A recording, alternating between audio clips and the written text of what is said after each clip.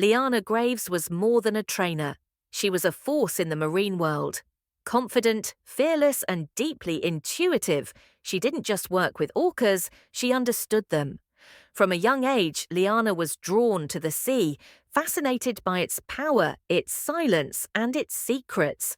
She began her career at Ocean Rise Marine Park as an intern, scrubbing tanks and watching from the shadows. Within years, she was in the spotlight, commanding audiences and connecting with animals many feared. She was known for her patience and calm, even with the most difficult orcas. But none captivated her quite like Titan. He was massive, unpredictable, and stunning. Trainers warned her. Some refused to even enter the pool with him. But Liana believed she could reach him. She spoke about Titan with the kind of reverence others reserved for gods. "He's not dangerous," she once said. "He's just wild, and wild things don't always follow rules."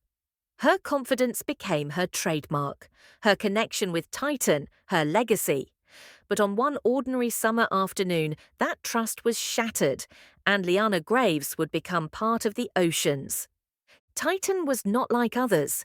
He was the first orca Liana had worked with, but he was the one she couldn't stop thinking about. Bigger, smarter, harder to read. While other trainers gave him distance, Liana moved closer. She studied him. She whispered to him. She watched the way his eyes tracked people, not with instinct, but with thought. And over time, he responded. Slowly at first, then almost lovingly. Some saw it as a breakthrough, others as recklessness. There were incidents, times Titan ignored signals, times he refused to surface when called. Once he slammed his tail against the tank wall hard enough to crack a panel. These weren't dismissed, they were documented, but Liana always had explanations. "He's bored," she'd say. "He's challenging me, testing boundaries." She wasn't wrong. Titan was bored, he was smart, and he knew he wasn't free. But Liana believed she could bridge the gap between captivity and connection. She called it emotional mirroring, that if she gave calm, Titan would give it back. She spent hours alone with him, outside showtimes, before park hours, sitting by the edge of the pool, just watching, observing his body language, memorizing his moods. It went beyond training. It became personal. She once told a co-worker, "He knows me, not like an animal, like a partner." But orcas are not partners. They are predators. And beneath Titan's surface calm was something even Liana didn't fully see, something waiting. It was a warm July afternoon. The crowd had filled the bleachers, drinks in hand, children wide-eyed. The Ocean Rise show was the park's biggest attraction, and the final segment, the swim with Titan, was what they came to see. Liana stood just off stage, wetsuit zipped, mask hanging at her side. She gave a thumbs up to the crew. Titan was in position, gliding in slow, powerful circles near the center of the tank. Music swelled. The announcer's voice echoed through the stadium. "And now, the moment you've all been waiting for, Liana and Titan." She entered the stage, confident, smiling, waved to the crowd. Then she dove in. The water swallowed her. For a moment, everything looked normal. Titan circled toward her. She extended a hand, her usual signal, but Titan didn't slow. He didn't rise. He turned sharply and, in a violent motion, surged forward. There was no splash, no delay, just an instant, one heartbeat, and then Liana was gone, dragged beneath the surface. A single scream burst from the stands, then another. The music kept playing, for a few seconds too long.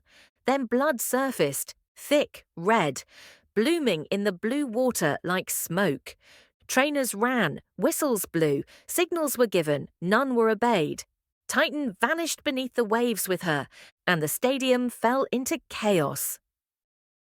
If this story moved you, if it made you think twice about the power of nature and the risks behind the scenes, then hit that subscribe button, turn on notifications. No one in the crowd knew what they were witnessing at first. Some thought it was part of the act, a surprise dive, a dramatic underwater trick. But as seconds passed and Liana didn't reappear, the illusion crumbled. The music cut out mid-beat. The screen behind the tank glitched. Then came the screaming, the scrambling, parents pulling children back from the glass. Trainers and emergency personnel rushed to the pool's edge. They tried to engage Titan with high-pitched audio recall, tossed buckets of fish into the water. Nothing worked. Beneath the surface, a shadow circled. They tried to lower the emergency platform into the tank, a hydraulic deck meant to isolate the animal and lift trainers out during crisis. But it jammed. 2 rescue divers entered the water despite risk protocol. One surfaced almost immediately, shaking his head. The other dove deeper, locked eyes with something below, then returned wide-eyed and pale. 5 minutes passed, then 6. Finally, Titan surfaced, slowly, floating near the edge of the tank. His mouth opened slightly, and Liana's leg was visible, limpio, bloodied. The crowd had been evacuated by then, but some staff stood frozen. They would never forget that image. Eventually, Titan was lured into the medical isolation pool. Divers recovered what they could. The body was mauled, massive internal trauma. They never announced the full details. The park shut down immediately. Guests were escorted out in silence. For the trainers, it was more than shock. It was betrayal. From the animal they thought they knew, from the system that insisted it was safe. But most of all, it was loss. They had lost one of their own. The media was ruthless. Within hours, news vans surrounded Ocean Rise's gates. Helicopters hovered above.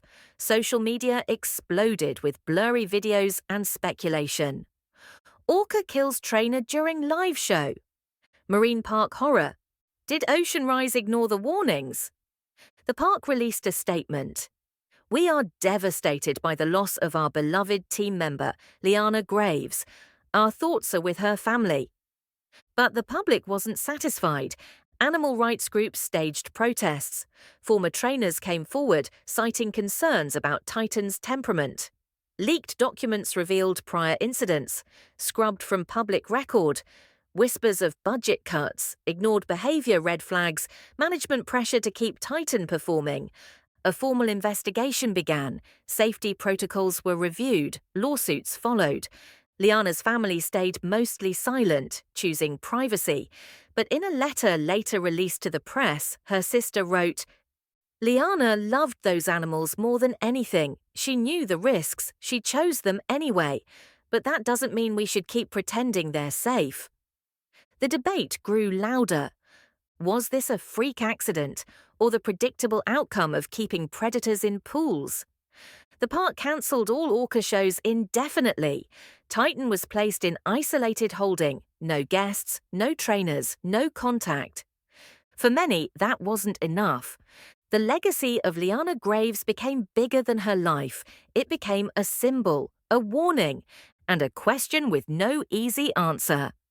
In the weeks that followed, a divide grew, not just in the media, but within the marine world itself.